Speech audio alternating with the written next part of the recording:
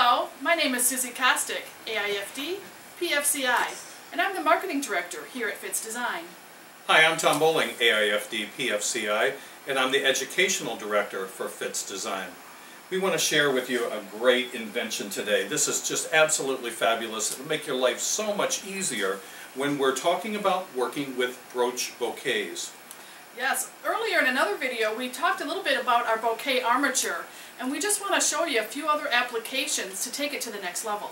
Well, Susie, in here you've taken the Roxy belt from Fitz Design and you've actually secured it on the armature to kind of give you a lot of interest already, a lot of base interest, and you'll notice with some of those designs that we see in photographs and on Pinterest where they have taken this myriad of collective materials, and it's just not brooches. There's interest items, and I especially like the way that you've given us a lot of interest already and a lot of motion with the Roxy belt.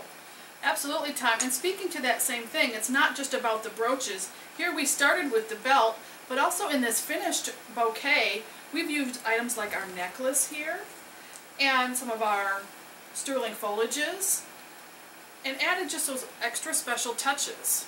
And I love the way that you've introduced the bouquet jewels in there. Just a hint of color. It gives it just a few interest areas without overwhelming so much with color. And it's easy to customize the color of your bride that way. Good idea, absolutely. So with that said, we're going to show you a couple ideas here that Susie's working on one doing the fresh. And again, the bouquet armature allows you the versatility to use not only permanent materials or all brooches, or as you see here, what she has done is to use the grid and actually help guide her floral insertions there. And I started off by making this just like you would a regular spiral hand-tied bouquet. The application is no different when you're using the base of the bouquet armature. So you just go ahead and insert them into your hand and hold them the same way. I'm going to continue, but why don't you tell them about the spot-on, Tom? Well, this is so cool, because a lot of times now our brides are bringing us collective items that they have procured, that have been passed down, etc. And they want them incorporated into their bouquet. But the challenge becomes, how do you do that quick, easy, and effective? And this is one of the new items, again, from the Fitz Design Company, where it's called Spot On. It's a spike with a platform on the top. And the cool thing about this is there's a small little hole right here that allows you to actually wire the brooch right onto it if you like, or if it's something that's not necessarily an heirloom or a keepsake item, you can actually use your liquid floral adhesive, place a little bit of the adhesive right on top of the platform, as I'm going to do here.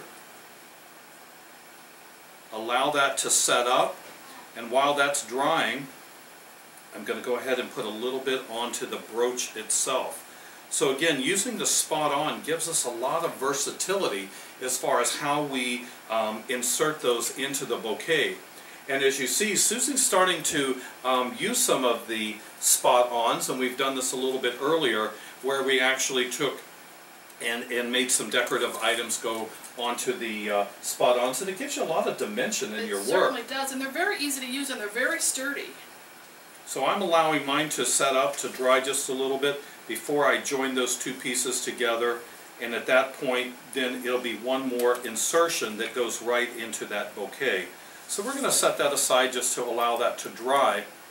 And while that's drying, I wanted to point out something interesting that you've done here is to bring that reflective quality into the bouquet. You've given us a unique, again, personalized collar by taking the Ocean of Diamonds from Fitz Design. And as you'll see, it's a beautiful, reflective, kind of almost like a rhinestone type of a feel, but it's very easy to use. It's soft. You can wrap it around vases, a number of different applications. But to show you how she constructed this, took a silver chenille stem and worked that right through the openings of that. It looks like you're threading it on there. It's so easy. Exactly what you're doing, yes, and it is very easy. And Tom, depending on what you're actually going to use it as, you can make your pleats either tighter or looser just by opening up the thread there. I like that. Again, giving us that versatility. Well, I'm almost finished here. Wow, how quick. Isn't that quick and easy? Amazing. And that way you get the best of both worlds. You know, we're always challenged about the bouquets. Why not have the best of both worlds? And Susie, I love the way that you gathered all those interest brooches right into the center versus spreading them out all over and really diluting the impact. You've gathered them together, and that way then when you see the bouquet, you see the interest, the Biedermeier influence that we have with your roses, the impact with the baby's breath, and then of course those beautiful bouquet jewels just tucked right in there as well. Absolutely. What bride wouldn't feel special with this bouquet?